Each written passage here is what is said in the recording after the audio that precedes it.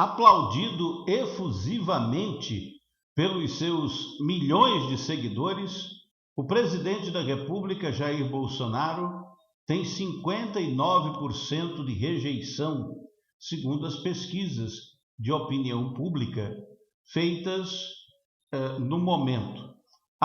Esse índice de 59% foi medido pelo Datafolha.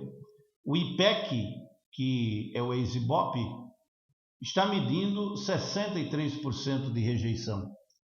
É uma rejeição recorde. Nunca um presidente da República foi assim tão rejeitado no cargo desde a redemocratização. Ou seja, desde que a gente voltou a votar para presidente da República do voto direto, nunca, em nenhuma situação, um presidente candidato à eleição ou à reeleição teve uma rejeição tão alta. Nem o próprio Bolsonaro, que em 2018 tinha 44% de rejeição, aumentou 15 pontos percentuais e, segundo a pesquisa da Datafolha, tem 59%. Repare que é a mesma pesquisa.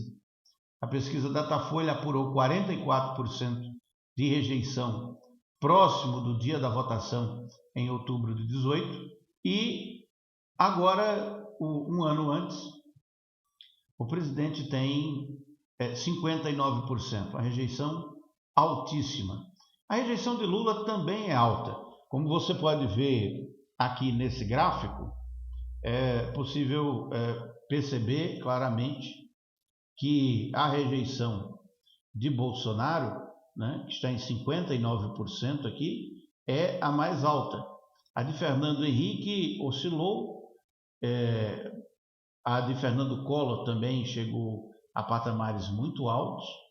A de Lula está em 38%, que é uma rejeição bastante alta, mas a de Bolsonaro é a mais alta de todas. Será que, com uma rejeição tão alta como essa, o presidente da República vai conseguir se reeleger? É uma questão que está em pauta. Bolsonaro está chegando aí à disputa com uma rejeição muito alta e isso eventualmente pode inviabilizar a sua capacidade de reverter o quadro eleitoral e conseguir eleger-se. Isso tudo será decidido aí nos próximos dias, porque o governo pode mudar de rumo, mas se não mudar, a conclusão é que Bolsonaro vai perder. E vai perder a eleição de uma forma assim meio que vergonhosa, né? Isso pode levá-lo, inclusive, a não disputar a reeleição.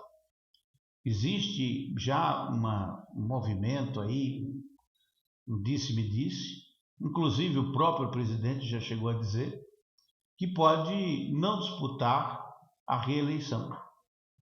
Isso porque ele tem pesquisas próprias, além dessas pesquisas que são divulgadas pela imprensa, ele próprio tem suas pesquisas e sabe que a situação dele não é das melhores.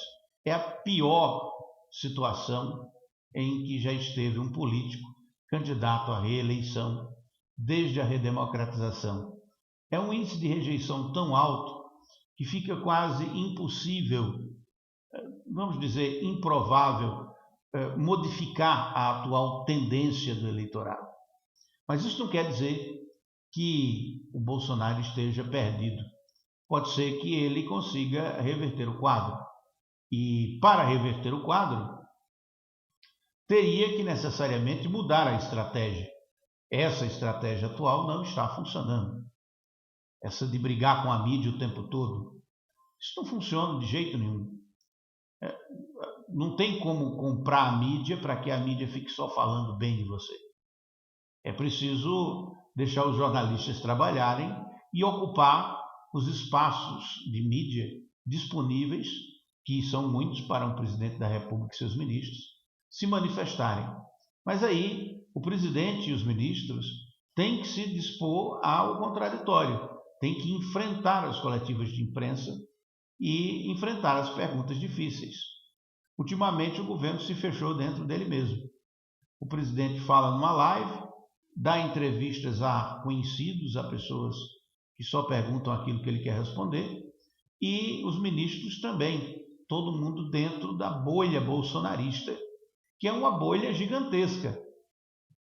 E é por isso que todo militante ou seguidor de Bolsonaro se sente parte de um grupo muito grande. Para quem está dentro da bolha de informação, parece que o que eu estou dizendo aqui não tem o menor sentido. Por quê?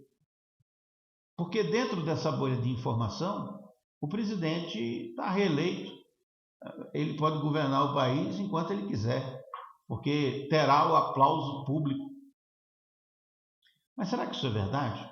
Será que ele realmente tem o aplauso da maioria da população? Talvez não.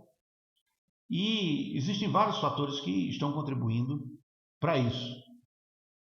Primeiro, uma coisa que contribuiu significativamente é a forma como o presidente se comunica.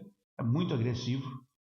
E essa forma agressiva de se comunicar, ela afasta mais do que aproxima. Então, se você já é um adepto, se você já é um aliado, a forma de se comunicar pode até parecer engraçada, pode até parecer uma forma pitoresca de comunicação. É o jeito dele, dizem os seus seguidores. Mas para quem não é tão apaixonado assim por Bolsonaro, a forma de se comunicar dele é muito agressiva. E piora, deixa de ser agressiva e passa a ser uma forma desrespeitosa com o cargo. Não são raras as vezes que o presidente da República conta piadas, faz humor durante as suas apresentações, quando está falando publicamente. E é muito diferente quando um humorista fala, quando um jornalista fala brincando, e quando um presidente da República inventa de fazer uma brincadeira. Pode ser muito mal interpretado. E abre, inclusive, espaço para os seus adversários o criticarem. Porque todo tipo de piada requer interpretação. E aí, se o sujeito está querendo fazer graça, é muito possível que as pessoas façam as interpretações as mais diversas, inclusive as interpretações que são negativas, que não são positivas. Então, o Bolsonaro tem isso contra ele. E é algo que vem deteriorando a imagem dele progressivamente desde que assumiu o governo. Entretanto, a postura do presidente da República durante a pandemia, durante a crise sanitária, ela foi determinante para a diminuição da sua popularidade junto à população. Dentro da bolha bolsonarista, existem milhões de seguidores militantes que continuam achando que o presidente da República fez a coisa certa. Mas os dados, os números, não mostram isso. A realidade é outra. Morreu gente demais. Mais de 600 mil pessoas perderam a vida durante a pandemia do novo coronavírus, que permanece, que ainda segue, porque ainda não conseguimos vacinar a população. Já poderíamos ter vacinado toda a população brasileira e ainda não vacinamos, porque o governo demorou a comprar as vacinas e a disponibilizá-las para a população, de forma a agilizar a imunização. O governo acreditava que a imunidade viria naturalmente pelo contágio. Apostou nisso e apostou que o Brasil ia sair mais rápido da pandemia do que todos os outros países, porque a imunização pelo contágio ia ser muito mais rápida do que a vacinação. E isso ia fazer com que a economia do Brasil crescesse acima de todos os países. O que aconteceu é exatamente o contrário. O Brasil está na lanterna entre os países da OCDE no que diz respeito ao crescimento econômico. São dados internacionais, não dá para brigar com os fatos. São dados da própria OCDE. O Brasil só perde para as Filipinas, está em penúltimo lugar no que diz respeito ao crescimento econômico e a retomada dos negócios à normalidade. Então, o fato é que as pessoas estão mais pobres. O custo de vida está, pela hora da morte, está cada vez mais caro. E, na comparação, fica fácil perceber e as coisas estavam melhores antes de Bolsonaro. Muito do que ele diz, muito do que ele faz, tem como causa esse sofrimento que a população está sendo submetida com a inflação, que pela primeira vez chegou aos 2 dígitos em 12 meses, segundo o Instituto Brasileiro de Geografia e Estatística. A inflação oficial, IPCA, está em 2 dígitos. E, para além da inflação oficial, o fato é que a gasolina, em média, subiu 40%. O gás de cozinha, 35%. A energia elétrica, 25%. Em algumas regiões, até mais. E o salário? Bom, o salário de todo mundo está congelado há mais de 3 anos. Sem ganhos reais. As pessoas perderam o poder de compra, perderam a capacidade de dar um mínimo de sobrevivência. Principalmente aqueles que ganham menos de um salário mínimo ou que estão com uma renda menor do que meio salário mínimo, justamente devido aos impactos causados pela crise sanitária e pela crise econômica. Muitos desempregados, pessoas tentando sobreviver de qualquer jeito e com saudades do tempo em que tínhamos o pleno emprego e um desenvolvimento econômico, um PIB, um Produto Interno Bruto, a geração de riqueza do país, que causava inveja, inclusive, aos países mais desenvolvidos do mundo. Fomos capa das revistas econômicas como a Newsweek, mostrando o Brasil decolando. E agora estamos aí no submundo. E no submundo com muita dificuldade, inclusive, de negociar e de se relacionar com parceiros internacionais. Dentro do país tem uma crise política, a CPI da pandemia vai responsabilizar Bolsonaro, seus ministros e o governo pelas mortes que ocorreram e inclusive responsabilizar do ponto de vista criminal. A Procuradoria-Geral da República, o Poder Judiciário, vai ter que se manifestar sobre isso. O Congresso Nacional também terá que se manifestar sobre isso.